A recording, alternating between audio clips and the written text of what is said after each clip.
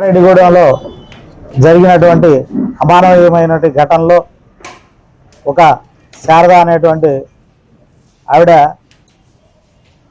తను భర్తను వదిలేసి వచ్చి చిన్న పిల్లలు ఇద్దరు పిల్లలతోటి వచ్చేసి జంగారెడ్డిగూడెంలో కాపురం ఉంటూ ఇక్కడ వేరే ఒక అతనితో పవన్ కుమార్ అనే అతనితోటి అక్రమ సంబంధం ఏర్పరచుకొని అతనితో ఉండే సందర్భంలో వీళ్ళిద్దరికి ఏకాంతానికి ఇబ్బందికరంగా ఉందనే కారణంగా అతను ఈ చిన్నపిల్లల్ని తరచుగా హింసిస్తూ ఛార్జింగ్ వైర్తో అట్లా కొట్టడం అనేది జరిగింది.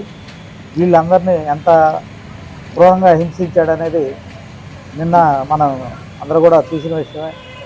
దానిలో నిన్నటి రోజున అతను ఈ పిల్లాడిని పట్టుకొని కొడతా ఉంటే దారిని వెళ్ళే వాళ్ళు ఈ పిల్లాడి అరుపులు విని ఆ పిల్లాడి రెస్క్యూకి రావడం జరిగింది. వెంటనే పోలీసుకి కనపడం, ఎస్ఐ గారు వెళ్ళి వీళ్ళని హాస్పిటల్లో జాయిన్ చేయడం కూడా జరిగింది.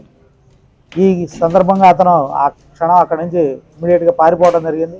ఈరోజు అతన్ని కూడా అరెస్ట్ చేసి ఇక్కడ గుట్ట దగ్గర అతను దాక్కొని ఉన్నారు కదా మన ఎస్ఐ గారు, అక్కడ ఉన్నటువంటి స్థానికుల సహకారంతో అతన్ని వెతికి అక్కడ అరెస్ట్ చేయడం జరిగింది. అతను కూడా కోర్టులో రిమాండ్కి పంపించడం జరుగుతుందండి. ఈ కేసులో తల్లి మీద కూడా కేసు ఉంటుంది, తల్లి మీద కూడా కఠినమైన చర్యలు ఉంటాయి.